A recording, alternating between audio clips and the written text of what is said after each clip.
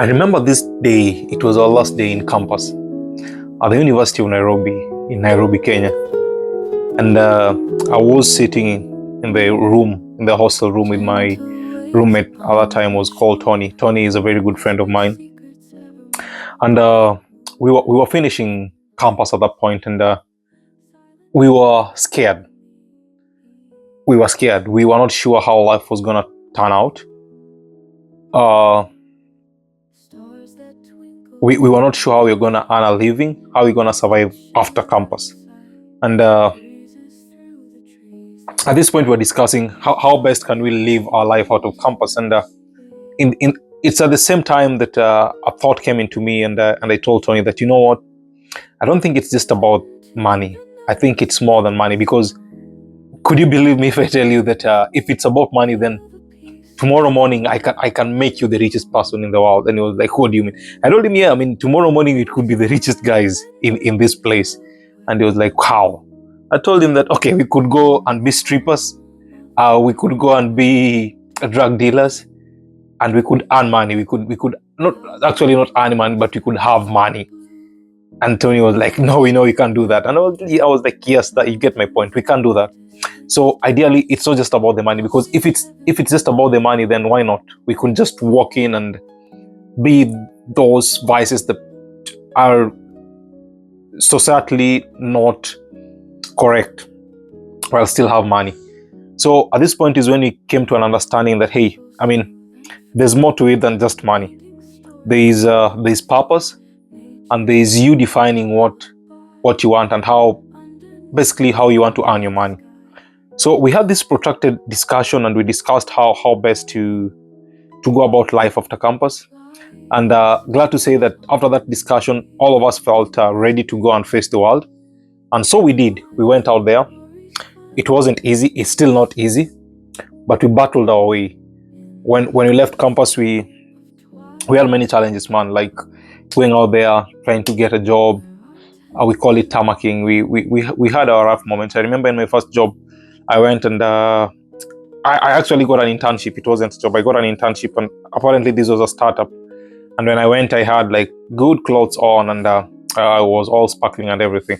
And I had new shoes that my cousin had bought me from abroad, and they were nice shoes that I loved. And when I got there, the very first day, they were impressed by me, and they loved the way I interviewed and everything. So the first gig was going out. I think it was more of marketing and stuff. No, it wasn't marketing. I remember it was a bit of a logistic job. We were getting farm produce from the farmers and exporting them out of the country. So we had to do a lot of paperwork between the airport and the office. And man, I walked between the airport and the office, back and forth, almost the whole day.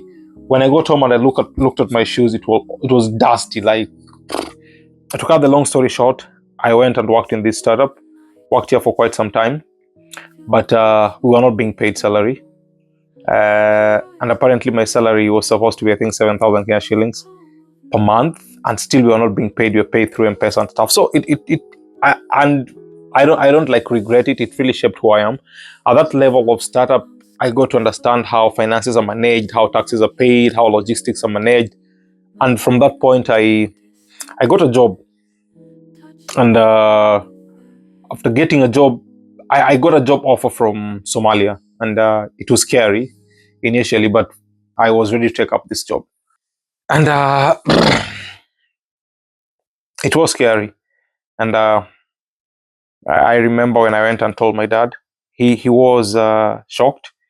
He was not shocked in a bad way that to scare me. He was just like, because at the same time I had another job offer to work in Kenya, but in another town called Naivasha. But then I wasn't sure about the offer. I liked the offer in Somalia, so I decided to go to Somalia. So when I went to Somalia, the very, very first day that we got to Somalia, I go to the airport, and the temperature, I just landed there, and there was this military barricades that you only see the suns and everything, the things that you see in the movie. So I was picked up at the airport. The temperature, of course, was really hot. Picked up, and we started driving. It's when I saw people in technical vehicles, vehicles that have the machine gun and stuff. I saw people that were like, okay, man, where am I? This is a war zone. So landed there. was picked by my friend, very, very good friend till now. Went around, I dropped my luggage into the house that I was supposed to be living in.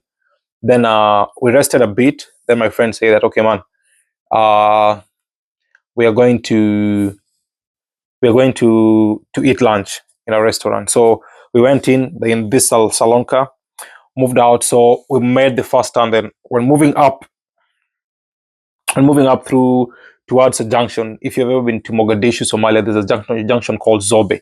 Zobe, it's called I think October 7. That's also its other name. It has a sad story for Mogadishu people, the Somalis, because there was a very huge explosion. I think the biggest explosion that has ever happened in Somalia. That I think over 200 people died.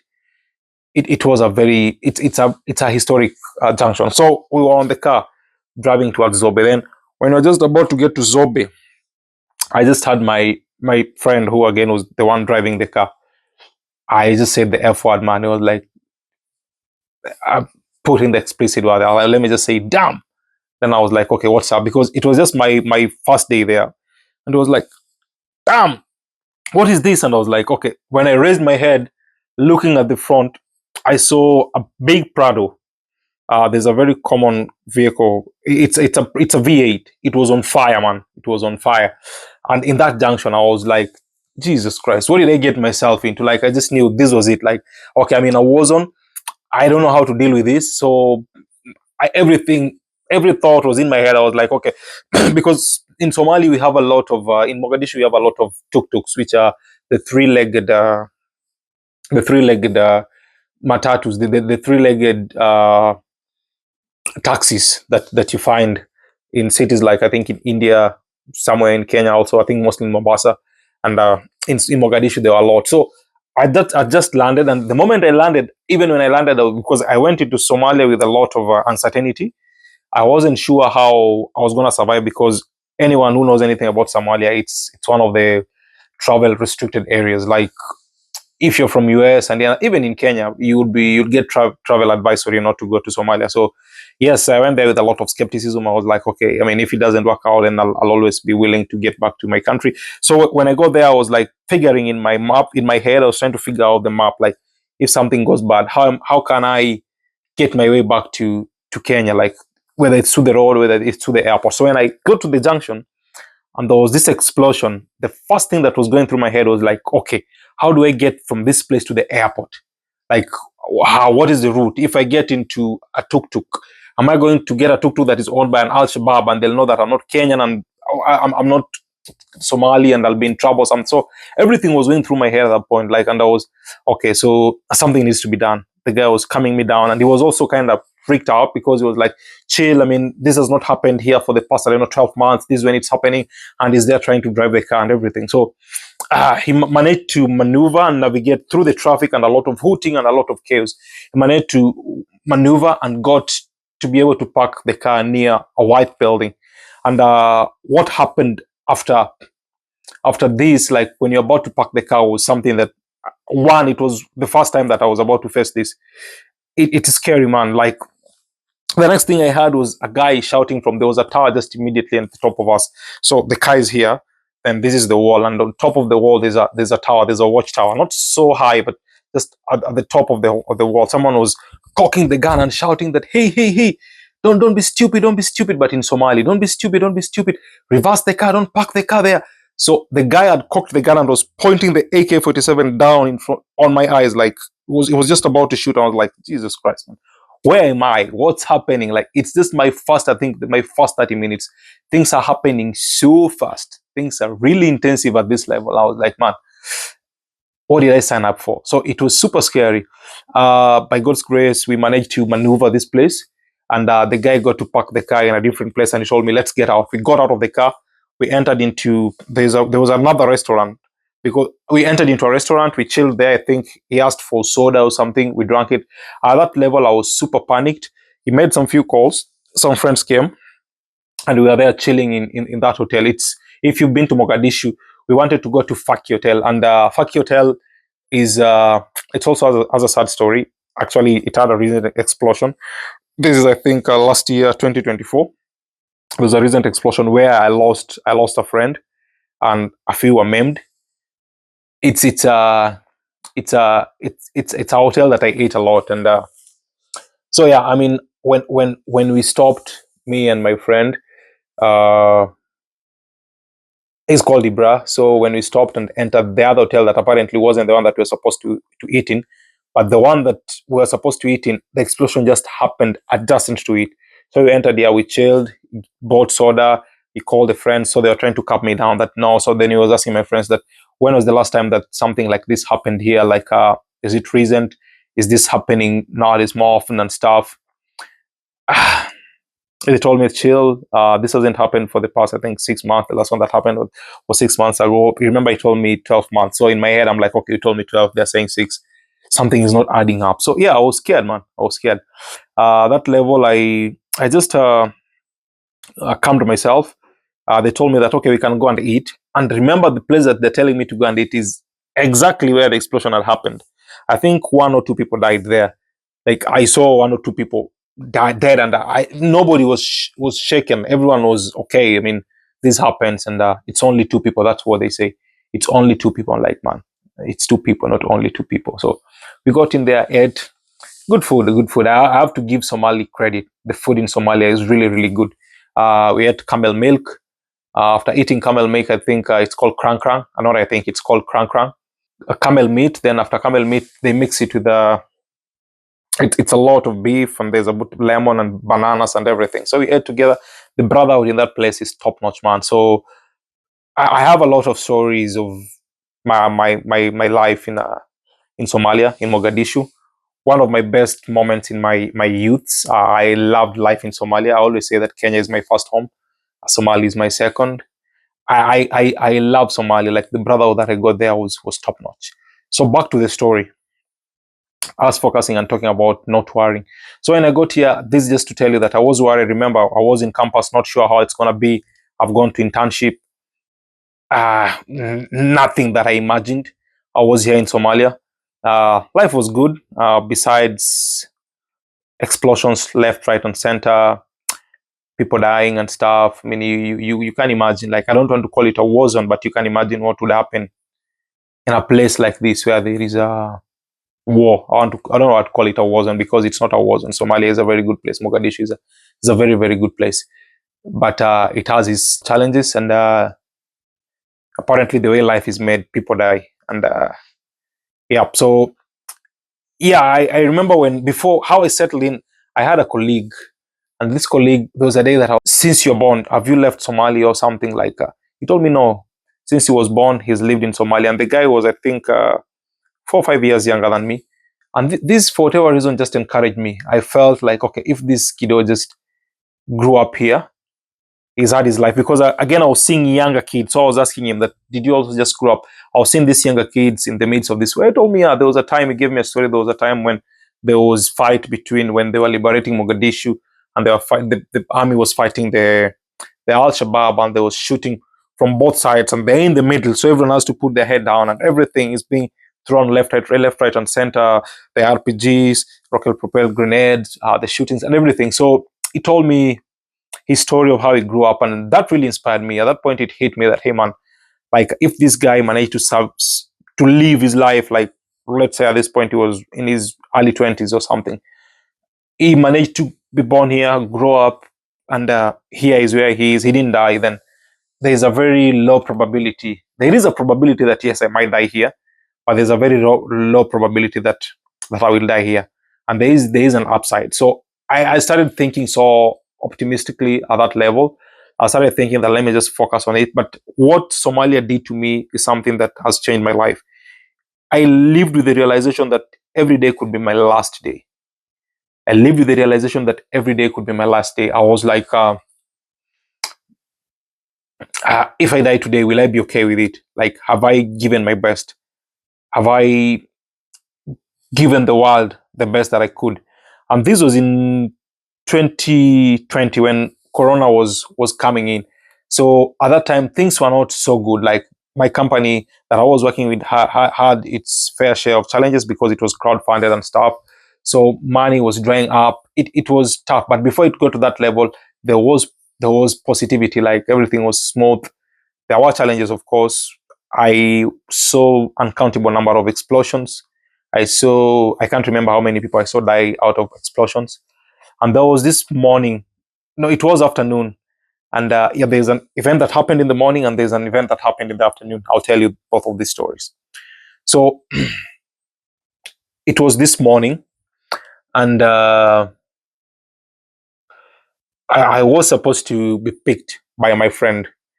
Let's call him Ab. So Ab was supposed to pick me, and that was the norm. He normally picked me at around 8, and we were supposed to be dropped at the working place at around 8:40, 8:40, 8:50s. And he was supposed to come to where my place, my house, then pick me from my house, then drive me to where we're going to work, and we sit there. Then with the normal Somalia, I think around 10 work is done, because after that it's too hot, nobody can work. So that was the norm. Come pick me around 8 in the morning. And this day I slept. Like, I woke up, took a shower, I was ready to go to the office. But I think apparently he also overslept. So when he woke up, he was late, and he lived closer to where we were working. So, and that day we didn't need to do a lot of stuff in the working place. So we just went to the place, and because I had already taken shower, I was sitting on the bed actually. And while sitting on the bed, I was waiting, because normally when he came, he used to call me and, hey Newton, we are outside, come outside. So that day I just decided, because I'd finished taking a shower, I was resting on the bed, I laid back on the bed and was just chilling. Then I got carried away by nice nap. I slept really well in the morning, just those morning naps that come when you're just about to wake up. So remember, I woke up, took a shower, was here waiting for my friend. Then in my sleep, because I was sleeping upside down, like looking at the roof, in my sleep, I remember I had like I had a boom. I felt like, because it was a story building, I felt like the building was kind of collapsing. I was like, boom. And I was like, was that a nightmare, or what was that? Or am I dreaming, or what's happening? So I literally jumped. I remember, like, because I was sleeping, I'd woken up, but now I was just lying on the bed taking a nap. Like, I was sitting like this. Then I jumped off the bed, like, what was that? Like, and I was like, okay, that was just a bad kind of nightmare that I had. Then I went back and laid. So after lying on the bed for a few minutes, then my phone started ringing. Newton, where are you? Where are you? Where are you? Where are you? Stay there. Like, everyone is calling me. Ab is calling me. Ibra is calling me. Jamal is calling me. All of my friends were calling me. I'm like, okay, what happened? I was like, what happened? That I will tell you. They're like, something is definitely not right. This was December, I think, 21st, 2020. Yep. December 21st, 2020. If not 21st, then around that time, 22nd, 23rd, but it was December 20 something. I can't remember the exact, but 21st, I think. So apparently what happened was, uh, when Ab went to, because he woke up late, but he decided to go to the working place without picking me, because he was late and I wasn't going to do much that day. So he decided to just go alone. And apparently, so he passed the, if you've been to a place where there's war zone, there is a lot of checkpoints. There are a lot of checkpoints to get here. Then there are soldiers that are pulling away the stuff, and your car passes. They check it around. They check with the dogs, or the bomb sensors or things like that. So at this point, yes, it got to this checkpoint. So this explosion happened on a checkpoint that we must always stop at. We have to always stop here, because you can't access. We are going to a place called kilometer 13, and this explosion, I think, happened in kilometer 10. So again, Mogadishu is labeled based on kilometers. Like, there's kilometer 4, 5, 6, 7, 8, 9, 10, 11, 12, 13. So we were working in kilometer 13, and this explosion happened in kilometer 10. It was a big explosion, and Ab went to the working place, I think, a few minutes, just, I don't know, before the explosion. So apparently, if he came and picked me from my place, then we could have delayed maybe by these few minutes, and this explosion, just maybe, could have happened when we were at that checkpoint, because I think the explosion happened at around 8:20 in the morning, and I think Abshir got to the place, I think, around 8. 8:10 or 8 or something. But if he came to pick me, there's a very good possibility that you are going to be there around that time, and or could have missed it with very, very, very slim minutes. And that shook me. I was like, man, this thing is real. Like it can catch up with me anytime. Like any day here could be my last day. And that was surreal. It was a chilling moment. We had session, and one thing I learned in Somalia is resilience, because after this, people died. There is a soldier who inspected us a day before, exactly at the same place. The next day after this explosion, when we were passing there, the guy wasn't there. I think two of them died from that explosion. Many people died, but two that spoke to us the day before, very, very well. We had a conversation. They were normal. But one thing that I learned from Somalis is resilience. Resilience, resilience, resilience. Like an explosion can happen today. The whole place, the hotel is raised down. There's a hotel here. The next hotel that is here is still operating. They just wipe everything. It's not that they don't care, but there's no time to hesitate. There's no time to mourn. There's no time to, I'm not to mourn, but there's no time to whine and feel sorry and everything. They're just resilient, man. They pick up what they have. They work hard. They build on it. They build on it. They build on it. They build on it. And that's why I think most of the richest people in Kenya are Somalis. Those guys are resilient. The level of resilience that I saw there is unmatched. Is unmatched by far. Those guys are super resilient. And this built on who I am. So fast forward uh, a few months before I left Somali, I think 1 month or so, there was an explosion. I was cooking in my house. I had a home office, so I was in an office. Uh, in my home office, I was sitting in the office in my room. I just finished cooking, so there was food in the kitchen. So I was in the office. I don't know what I was doing. I think I was doing some design work or something. I don't know. Then I just had boom, a very loud, a loud bang that was so close, and I heard the windows shattering. I was like, okay, I'm dead. I thought like someone bumped into my house, like someone threw an explosion into my house, and like some people are coming to attack me or something. Because at that level, you were always paranoid. You always know that the next thing would be you. Like you'd be super scared. So I always had this fear in me a little. Of course, with time it grew lesser because I got known in that place. I formed friends, but you never know. You have to keep alert and everything.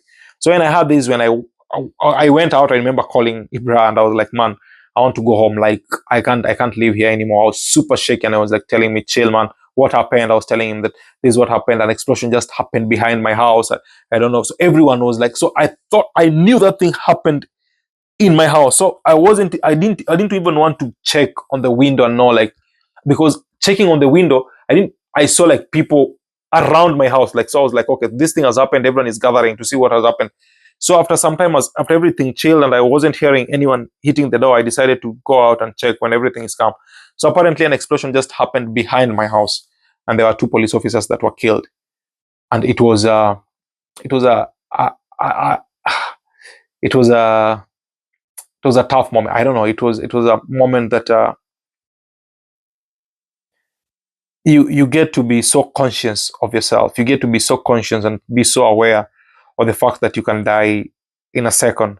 And again, to the point that these always encouraged me to live every day like my last. And I used to work hard. I used to study like materials and try to be the best version of myself. That if it happens that could be my last day, I would go in peace. And that really encouraged me. So I worked really hard. I built myself. I had a lot of lonely moments because I was always alone in the house. And in that solitude, in that Corona time, I really built a lot of myself. I studied a lot of materials. I increased my knowledge in design. Uh, those who don't know, like I'm a designer, so I increased my knowledge in design at that level, mostly in motion design. I became so good at it.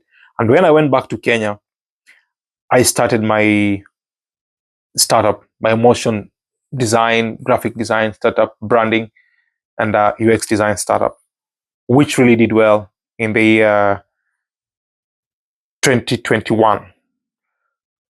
Really, really did well for that 1 year. We had really nice profits in the Kenyan market, and the lessons that I learned in Somalia was super